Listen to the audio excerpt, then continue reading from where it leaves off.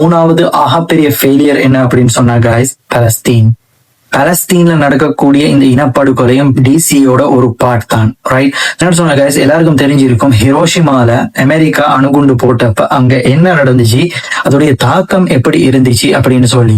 So அதே காசால பாத்தீங்க அப்படின்னு சொன்னா guys, 6 அணுகுண்டுகளை போட்ட எந்த அளவுக்கு ஒரு பாதிப்பு ஏற்படுமோ அதை விட ஒரு பெரிய பாதிப்பு அங்க ஏற்பட்டிருக்கு அப்படிங்கறத எக்ஸ்பர்ட்ஸ் சொல்றாங்க. சோ இவ்வளவு அநியாயத்தை செஞ்சும் அந்த மக்களுக்கு என்னெல்லாம் கஷ்டம் கொடுக்க முடியுமோ ஒரு மனித சமுதாயத்துக்கு அவ்வளவு கஷ்டத்தையும் கொடுத்து அந்த மக்கள் இன்றைக்குமே நம்பிக்கையை மட்டுமே கையில பிடிச்சி அவன் மேல நம்பிக்கை வச்சவங்களாக இன்றைக்கும் வாழ்ந்து கொண்டிருக்கிறாங்க.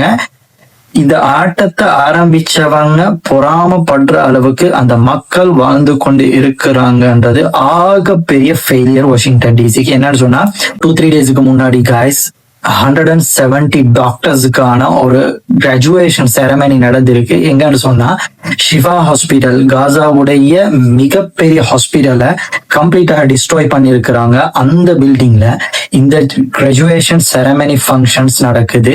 கிட்டத்தட்ட 170 டாக்டர்ஸ் மாறு. நீங்க என்னதான் அவங்களோட பில்டிங்ஸ், இன்ஃப்ராஸ்ட்ரக்சர்ஸ், ஹவுஸ் அவங்களோட மொத்தத்தையும் டிஸ்ட்ராய் பண்ணாலும் அந்த மக்களோட நம்பிக்கை, ஹோப்ஸ், ஸ்ட்ரென்த், ஈமான இதெல்லாம் யாராலையுமே எதுவுமே பண்ணவும் முடியாது guys. அந்த மக்களுடைய ஈமானுடைய பவரை நினைச்சு பார்க்க போகல, இம்பாசிபிள் guys.